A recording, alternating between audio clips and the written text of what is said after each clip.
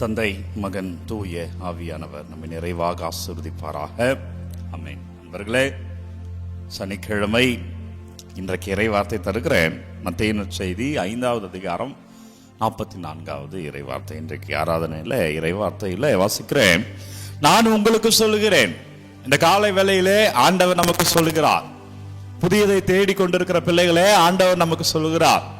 நாளுக்குரிய செய்தி காத்திருக்கிற பிள்ளைகளே, ஆண்டவர் உங்களுக்கு சொல்லுகிறார். இன்றைக்கு நற்கருணை ஆண்டவர் நமக்கு என்ன சொல்ல போகிறார், நான் எப்படி வாழ வேண்டும் என்று பணிக்க போகிறார் என்று காத்திருக்கிற பிள்ளைகளே, ஆண்டவர் சொல்லுகிறார். நான் உங்களுக்கு சொல்லுகிறேன். இறைவார்த்தை 5:44 மத்தேயு நற்செய்தி. உங்கள் பகைவரிடமும் அன்பு கூறுங்கள். என்ன சொல்றாருன்னா, லவ் தி அதர், எல்லாரையும், உங்க பகைவரையும் சேர்த்து. நல்லவர்களை அன்பு செய்வது எளிதல்ல. அதுக்காக நீங்க கிறிஸ்தவரா இருக்கணும்னு அவசியமே கிடையாது. யாரு வேணா நல்லது செய்யறவங்கள நேசிக்கலாம். ஆண்டவருடைய பிள்ளைகள் எப்படி இருக்கணும் அப்படின்னா, நம்ம பகைவர்களையும் நேசிக்கக்கூடியவர்களாக இருக்கணும். அவனுக்கும் ஆண்டவருடைய அன்பு தேவைப்படுது. அவனுக்கு ஆண்டவருடைய ஜெபம் தேவைப்படுகிறது. அவனுக்கோ அவளுக்கோ இந்த இறை அன்பு இல்லாததால் அவன் தீமையில் இருக்கிறான், அவன் பகைமையில் இருக்கிறான், அவன் தவறு செய்து கொண்டிருக்கிறான் அல்லது செய்து கொண்டிருக்கிறாள். எனவே பிரியமுள்ள அன்பு மகனே, மகளே, உன் பகைவரிடமும் அன்பு கொள்வாயாக, அன்பு கூறுங்கள். உங்கள் துன்புறுத்துவோருக்காக உலகம் என்ன சொல்லும், துன்புறுத்துவோர்கிட்ட போய் காவல் நிலையத்தில் புகார் கொடுங்க, போலீஸ்ல கம்ப்ளைண்ட் பண்ணுங்க, துன்புறுத்துவோரை பார்த்துப்பாங்க. மற்றவங்க என்ன சொல்லுவாங்க, பொதுவா உன்னை அடிக்கிறானா திருப்பி அடி. ஆனா கடவுள் என்ன சொல்றா பாருங்க, இயேசு என்ன சொல்கிறார் என்று பாருங்கள். உங்களை துன்புறுத்துவோருக்காக இறைவனிடம் வேண்டுங்கள். யாருக்காக? உனக்காக அல்ல, உன்னை துன்புறுத்துவோருக்காக. அப்பனா அவன் துன்புறுத்துகிறான் ஏனென்றால் அவனிடம் இறைவன் இல்லை. தான் தவறு செய்கிறேன் என்பதை அறியாமல் செய்கிறான். அவன் உன் சகோதரன், அவன் வாழ்க்கையை இழந்து கொண்டிருக்கிறான். நீ ஜெபி, நான் உன்னை ஆசீர்வதிக்கிறேன். நீ அவனுக்காக ஜெபி, நான் உன்னை ஆசீர்வதிக்கிறேன். நீயும் வாழ்வாய், அவனும் வாழ்வான், அந்த ஆசீர்வாதம் இணைந்து உன்னோடு வரும் என்கிறார். இப்படி ஒரு போதனையை வேற எந்த மதத்திலும் வேறு யாரிடம் பார்க்க முடியாது. இயேசு கிறிஸ்து ஒருவரிடம் மட்டுமே பார்க்க வேண்டும். இதுதான் பிறர் அன்பு, இதுதான் அடுத்தவரை நேசிப்பது. எனவே புதுமையை தேடிக்கொண்டிருக்கிற பிள்ளைகளை, அடுத்தவரை நேசி என்ற செய்தியோடு இருக்கிறவன் வருகிறார். நன்றி அப்பா. இந்த காலை வேளையில் ஆண்டவரை துதிக்கிறேன். ஒவ்வொரு பிள்ளைகளுக்காக ஒப்பு கொடுத்து ஜெபிங்க. உங்கள் ஆராதனையில உங்கள் தேவைகள் எல்லாம் ஒப்பு கொடுங்க. ஆண்டவர் ஒவ்வொரு பிள்ளைகளுக்காக அவர்கள் தேவைகளை எல்லாம் வைத்து ஜெபிக்கிறேன். எங்களுடைய விண்ணப்பங்களை எல்லாம் வைத்து ஆராதிக்கிறோம். ஆண்டவரே, இந்த காலை வேளையில் நமக்கு நன்றி செலுத்துகிறோம். நன்றி ஆண்டவரே, ஆராதிக்கிறோம். ஆண்டவரே, எங்களை வழி நடத்துங்க அப்பா, எங்களோடு வாங்க ஆண்டவரே. இந்த சனிக்கிழமை இன்றைக்கு நற்செய்தி பாருங்க, புதுமை தேடுகிற பிள்ளைகளை ஆண்டவர் இன்றைக்கு புதுமையை தருகிறார். என்ன நற்செய்தி என்றால், மத்தேயு நற்செய்தி 9வது அதிகாரம் 14 to 17 வரை உள்ள இறை வார்த்தையில, பழைய ஆடையில புதிய துணியை விட்டு போட மாட்டாங்க. புதிய ஆடையில நடுவில் கிழிஞ்சிருச்சுன்னா பழைய துணி எடுத்து ஒட்டு போட மாட்டாங்க. புதுசுன்னா புதிய ஆடையில் தான் தைப்பாங்க, ஒருவேளை அது கிழிந்தது என்றால்.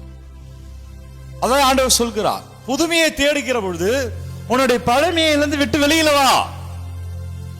பழைய தோற்பைகளில் ஒரு புதிய மதுவை தயாரிக்கிறாங்க. அந்த காலத்தில், இயேசு வாழ்ந்த காலத்துல அந்த மதுக்கள் எல்லாம் ஊற்றி வைப்பார்கள், திராட்சை ரசத்தை ஊற்றி வைப்பார்கள்.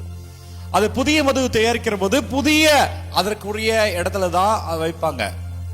பழைய தோற்பையில புதிய மதுவை ஊற்றினால் ஏற்கனவே பழைய தோற்பை அது பலவீனமாக இருக்கும், அது பயன்படுத்தப்பட்டதாக இருக்கும், அது எளிதில் கிழியக்கூடியதாக இருக்கும். புதியதை தாங்குகிற அளவிற்கு பழைய தோற்பை அதற்கான திடம் இருக்காது, அது அவ்வளோ சக்தி நிறைந்ததா இருக்காது.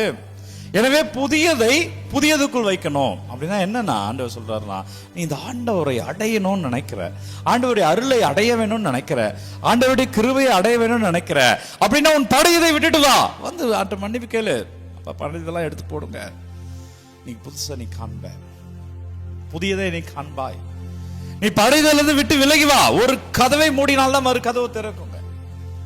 நீங்கள் ஒரு கதவை மூடினால் மறு கதவு திறக்கும். உங்கள் பாவ கதவுகளை மூடுங்கள், உங்கள் தவறான செயல்பாடுகளுக்குரிய கதவுகளை மூடுங்கள். உங்களுக்கு அடிக்கடிமாய் கோபம் வருகிறது அல்லவா, அதையெல்லாம் வைத்து மூடுங்கள். அன்பு என்று வாங்க, ஆண்டவர்கிட்ட வந்து நில்லுங்க. அப்பா நீங்க தாங்கன்னு கேளுங்க. ஆண்டவரால் முடியாத ஒன்றுமில்லை. நீங்க ஜெபத்தில் வைத்து ஜெபிக்கிற பொழுது நடக்கும். நீங்கள் ஜெபத்தில் வைத்து முயற்சி எடுக்கிற பொழுது அது மாறும். உங்கள் வாழ்க்கையில் நீங்க எதுல போராடிட்டு இருந்தாலும், எது நடவாமல் இருந்தாலும், எது தள்ளி போய் இருந்தாலும் ஒப்பு கொடுத்து கேளுங்க, அவர் மாற்றுவார். ஒப்பு கொடுத்து கேளுங்க, அவர் ஆசீர்வதிப்பார். ஒப்பு கொடுத்து கேளுங்க, உங்க வாழ்க்கை அப்படி ஆசீர்வாதமாய் மாறும். புதியது உங்க வாழ்வில் இன்றே நடக்கும். நன்றி அப்பா. ஆண்டவரே, ஏதோ இந்த சனிக்கிழமை தாய் மரியாள் ஜெபத்திலே ஒப்பு கொடுத்து ஆராதிக்கிற நன்றி. ஒவ்வொரு பிள்ளைகளுக்காக ஜெபிக்கிறேன், ஒப்பு கொடுத்து ஜெபிங்க. ஒவ்வொருக்காக ஜெபிக்கிறேன் அப்பா. பிள்ளைகள் வேதனைகள், பாரங்கள், கஷ்டங்கள் எல்லாம் ஒப்பு கொடுக்கிறேன் ஆண்டவரே. இந்த நாளுக்குரிய ஆசீர்வாதத்தை தேடுகிற ஒவ்வொரு பிள்ளைகளையும் அப்பா நீங்க தொடுங்க ஆண்டவரே. நீங்க ஆசீர்வதிங்க அப்பா. உங்கள் கிருபையால் நாங்கள் வாழ ஆண்டவரே, உங்க வல்லமையிலே நாங்கள் வாழ ஆண்டவரே, இந்த இரக்கத்துல நாங்கள் ஆசீர்வாதமா இருக்க தாய் மரியாள் ஜெபத்துல வல்லமையான இறைவன் உங்களை தொடுவாராக. ஆண்டவரே, ஒவ்வொரு விண்ணப்பங்களையும் கமெண்ட்ல அனுப்பப்படுகிற ஒவ்வொருடைய தேவைகளும் என்னவெல்லாம் வேண்டும் என்று செபிக்கிறார்களோ ஒவ்வொன்றையும் உங்கள் பாதத்தில் வைக்கிறேன் அப்பா. இயேசு கிறிஸ்துவே உமது கிருபையால் நம்புகிற பிள்ளைகளே அனைத்தும் ஆண்டவர் ஆசீர்வாதமாய் மாற்றுகிறார்.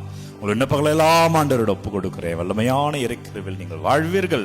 தலை வணங்கி ஆண்டவருடைய ஆசீர்வாதத்தை பெற்றுக்கொள்வோம். எல்லாம் வல்ல இறைவன் நம்மை தந்தை, மகன், தூய ஆவியார் நம்மை நிறைவாக ஆசீர்வதிப்பாராக. இந்த நாளும் இனிய நாளே.